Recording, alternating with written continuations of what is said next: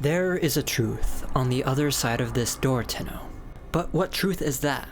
Warframe has scattered many such doorways at every step of our journey, some whose purposes have long since been revealed, while others yet remain out of our grasp, dormant, waiting, keeping their secrets. But why hyperfixate on this? Why examine these seemingly innocuous additions to Warframe set pieces?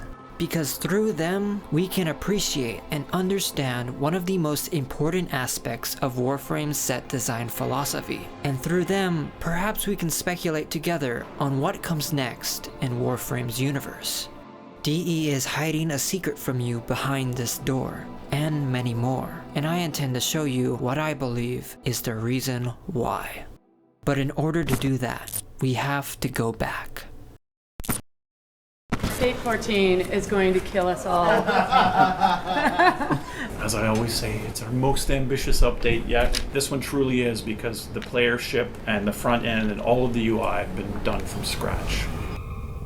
Time after time, DE has teased us with their next steps. When the Orbiter was first introduced in Update 14, the Mad Cephalon, these 3 doors soon followed. Inaccessible, their purpose yet to be revealed. Initially, the Helminth door was entirely absolved of the infestation, but soon growth would spread over its surface, and a now familiar gurgle began to call to us. But back then we were unaware of DE's intentions, only left to wonder of what new content would soon unveil itself. It wasn't until 2.5 years later, in Update 19.5, The Glass Gambit, that finally, we could discover what lied within. And in similar fashion, so were the Somatic Chamber and the Personal Quarters born to fruition. Tied to the Second Dream and the War Within, as Warframe's early story evolved, so did our home and our ties to it.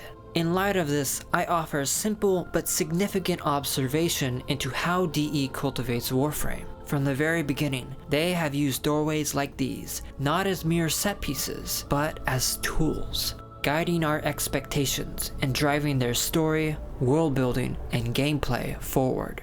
These entrances, doorways, and gateways scattered throughout Warframe, past and present, have a pattern to them, and by viewing them in their entirety, we can begin to unravel it. As Warframe progressed and new areas were unveiled, we were given the key to some doors, but only questions in the face of others. Some have been in our face the whole time, while others have emerged from unexpected places. On the Orb Valis, we were denied access to this door, but with the completion of Operation Buried Depths, it opened, leading us to the climactic Exploiter Orb confrontation. And in the Necrolisk, when the next chapter of Warframe arrived, its entrance came in the surprise form of these inscription walls via the Cosmic Clock. A key plunged into place, unlocking the sanctum below. Like I said, these gateways are tools, sometimes used to tease the future, sometimes revisited as an unexpected use for them is revealed. From this we can infer 2 things. 1. That every detail in a map can play some role of importance, no matter how long it may take for that to occur. And 2. That DE spends an extraordinary amount of time, planning, and attention in placing finer details throughout this game. A story in every corner, nothing left to waste. Details such as these are given character, purpose, or recontextualized, so that we as players, year after year, can be immersed in this rich, evolving world. Notably among Warframe's many doorways, this fateful one in the Dormizone looms high in Warframe's world and story, the meeting point between our operator and drifter, between the realm physical and the realm unfathomable, signaling the long-awaited Duviri paradox. But for months, we could only wait, a ghostly pair of twin Nakanas beckoning us as those long months passed and our hype grew. Yet even as DE gives us answers with each update, we are left with even more questions. Far above the Dormizone, we are met with several unexplored options. In the landing area of the Zariman, these side doors await us. Further inside the Chrysalith, these barricaded doors sit at each end of our safe haven. and in between our mission control and dormizone elevators, a third central one remains locked. Perhaps one day, just as the Necrolisc expanded to include the Sanctum, so too might the Zariman one day reclaim DE's attention and receive an expansion of its own through this access point. Or maybe among all these doors, we might find some other utility for them in a future quest. When I play Warframe and I pass by doorways such as these, I cannot help but think of the possibilities. Other examples include this door above Ticker Station in Fortuna, whose purpose remains untold, and our relays, littered with potential. These side doors near the entrances of Strata and Lorunda, these plasma-shielded walls blocking further access to a whole interior section of Cronia in Orcus. With updates like Citrine's Last Wish, Abyss of Dagath, and Jade Shadows, there will always be a need for some kind of permanent vendor and housing for these content drops. Therefore, might these doors, in some distant update, unlock new rooms for NPCs, vendors, or syndicates? And look, how many of you have noticed this? An entire upper level to the dry dock, a line of tantalizing locked doorways. We can only presume that the elevator at the end of these shielded hallways might provide access to this upper level, but to what end we can only imagine. If Railjack were to be given some major systemic renovation, some story or other form of new content, then I ask you, what kind of potential could be explored when we step into that elevator? What unique, interesting idea behind these doors could be built to house that content? And of course, none other than our enigmatic pair of doorways in the Sanctum is as tempting to speculate about. These excite me the most, because out of all the doorways I've talked about so far, these I feel have the most likelihood of being used in the near future. This is the magic of Warframe set design. Detailed rich environments filled to the brim with implied function and untold lore. These doorways are not simply set props, and also more than just teasing potential future content. They are a way of future-proofing these set pieces and the major locations or gameplay systems associated with them. Story or gameplay hooks set in place so that if the need arises, DE can explore and expand upon them, like how the Orbiter doors added our ship functions over time, like how the Quills door found purpose in the new war, like how the Cosmic Clock unlocked an entire new area for us to interact with, like how this Sanctum door may lead to whatever surprise DE has in store for us. When DE implements these set design choices, there are two paths they take. Either they have concrete plans for these doors' usage from the start, or they leave these purposely vague dead ends as a way to improvise solutions for future design frameworks that they might come up with. It is a simple but vital principle of serial storytelling, and I would argue of a live service game. Always leave your audience wanting more. Whether it is a hub or a tile set, or a one-use cinematic set piece, each location given to us has been crafted with an incredible amount of detail and care. Wherever they can, DE generates intrigue and character, filling this world to the brim with details like few other games do. And by placing these locked doors in our vision, but their contents out of our reach, they offer the key to an ever-expanding multitude of possibilities later on. And there is no better place to demonstrate this than Duviri. Dominus, oh Dominus. Duviri has had a bumpy development history, to say the least. Delays, pivoting direction, cut content. But of what eventually came of it, I have to admit, I'm quite fond of this little hellscape. Its concepts and gameplay loop, its lore and art design and enemy encounters. Duviri is a rich, imaginative space, no less than I would expect from our devs. Yet there has always been this sense of more that could be done with Duviri, this sense of incompleteness. Duviri has so much potential to explore in so many ways, and in particular in its many unexplored entryways. We only caught a glimpse of the palace interior during the Duviri Paradox quest. But what if we could enter the palace for a more substantive reason, explore its secrets and learn its history? And aligned exactly below the palace door, we see this mysterious one, hidden in its own carefully crafted alcove. Why would DE make this door, if not to put it to some specific use? Perhaps it's a victim of cut content, but nevertheless, this doorway remains wildly open to interpretation as to what it could be used for. If DE were to revisit Duviri someday, I feel like this is prime material to do something interesting. An entrance to a new NPC and a customized room for them. An entrance to a mini-boss encounter. An entrance to a raid trial, perhaps? What's more, the rest of Duviri is filled with avenues to explore. Although I would find it would be unlikely, it isn't impossible that maybe one of Duviri's many buildings could be repurposed and offer us their entry as a way to access some new content, character, or story moment. And of course, anything can be repurposed. Albrecht's hidden grave, for instance, could be converted into a trap door, leading us to a cache of secrets. But the more likely candidates among us would be here in the amphitheater and the Ark Harbor. We've never actually been inside the Ark Harbor proper to delve into whatever secrets might be hidden inside. What purpose does this void-capable mobile station serve? But perhaps this intricate platform, recessed into the side of the main column, could be used as an elevator or portal that leads us inside, where our hunger for more lore can be satiated. And as for the amphitheater, well, every theater needs a backstage, and who knows what dark secrets of Bombastine might we find tucked inside. Beyond that, we may even see another new island from time to time, like Kularo's Hold, or one of the many lost islands gathered from Akrithis' research, bringing us another trove of lore, story, and encounters. What secret passageways might we find then?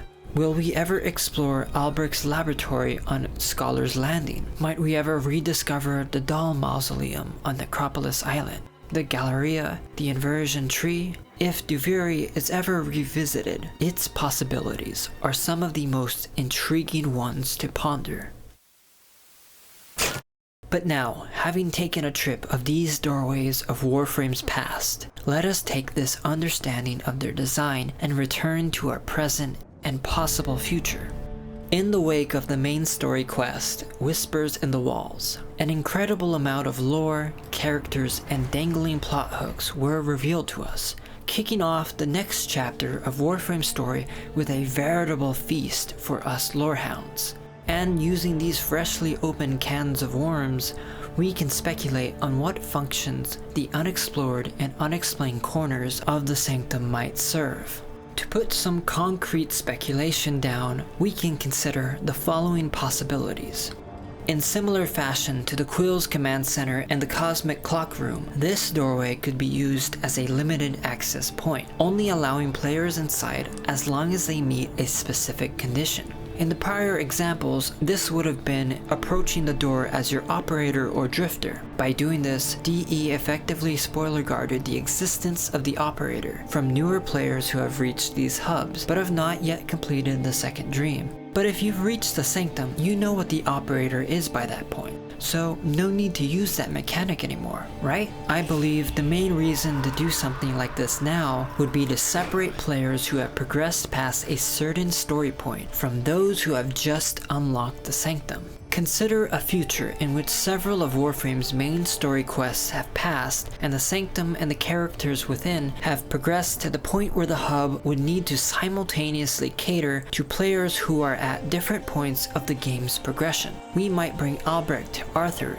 Aoi, or another character from 1999 back to the present day. We might even save Min, as many players have expressed the desire to do so. Should she ever reappear, I've personally been fond of the idea of her re-emerging as an agent of the Quills, and that this room would serve as her base of operations to communicate with our player and provide vital information and resources to us. Things like new operator arcanes or new amp parts. As I've mentioned earlier, there is a constant need for NPCs or interactables to act as exposition, mission briefing, or vendor for the stream of new content Warframe needs to provide. So if any of these scenarios happen, those NPCs will need a permanent station to hold. Consequentially, that need for a separated, gated area arises, spoiler guarding newer players who have yet to reach the newest content. If a player has just completed Whispers in the Walls, but not the main story quest after that, then entering the Sanctum and seeing an NPC like Necroloid wouldn't break their immersion. They've met that character before, and they'd have the context needed to easily process his presence there. If they enter the Sanctum and all of a sudden see an NPC like Arthur, or any new character not introduced by the quest they've just played, then that would certainly, continuity would be shattered, it'd certainly break their immersion, and I don't believe DE would so easily make that mistake. Hence why I believe these doors can act as future-proofing for that very purpose. Speaking of the Necroloid, another possibility is to allow the Sanctum characters to exist in multiple places at once, much like how Yutiko and the Business exist on both the main deck of Fortuna as well as the Voxelar's back room. This Sanctum door might pave the way to another such room, allowing NPCs to serve multiple functions that they otherwise couldn't if they were limited to one space. If Tagfer has his Netracell function in the upper Sanctum area, then perhaps he could be given something like Yutiko's World Boss bounty function in the area below. Perhaps he, or Fibonacci and Lloyd, would meet here to organize, maybe to start some new story beat or endgame content. Beyond these possibilities, I ask you to indulge and share your speculation. What do you think could be behind this door, should DE ever allow us to access what's behind it? But in understanding this, I must stress the one major risk that indulging in such speculation might bring. That there is never a guarantee. For one, DE might decide against ever using one of these doors that they have placed, but also there is the reality of game development and the pressures of our real world that affect digital extremes. They must constantly meet demand of the next new thing. So, even if they may want to, DE might not ever revisit certain hooks they have left behind. Sometimes a door must be just a door. Some more cynical than I might make use of this term, but I hesitate to ever claim that something in Warframe is abandoned. At least, not without very, very, very good reason to. No matter how long something seems left behind, DE has shown us time and time again the ability to provide consistent additions and improvements to older content, add quality of life, and renovate the player experience, even as they drive forward the new, shiny, and massive mainline updates. And so we wait to see what DE does next. But we must do so with our understanding of these doors, these hooks, changed. With each update, we are almost certain to receive new open-ended mysteries like these, prompting us to wonder what lies beyond them. Warframe is a world constantly in evolution and transition, a world of secrets and entrances, some whose purposes are understood, others whose are not. And in each one unanswered, we are beheld by both the temptation of possibility and the risk of perpetual dormancy. We may never see beyond these doorways, but we can dream, not of what they are now, but of what they can be. As long as they remain shut, I believe that the unexplored and unknown is worth our speculation. That these mysteries represent a most exciting contradiction, like Schrodinger's cat, containing everything and nothing until we peek inside, offering us the chance to reflect on how Warframe has grown and to imagine what expansions to the world and story might the future bring. What will come then of the places we have been and the places we will go? Of these doorways, portals, gateways, the ones we know of, and the ones that yet await us. What secrets hidden behind them will we unlock or forever lose to obscurity? Only time will tell. Something new is coming to this channel. If you like to catch what comes next, then subscribe. Stay tuned, and I'll see you soon. Thanks for watching.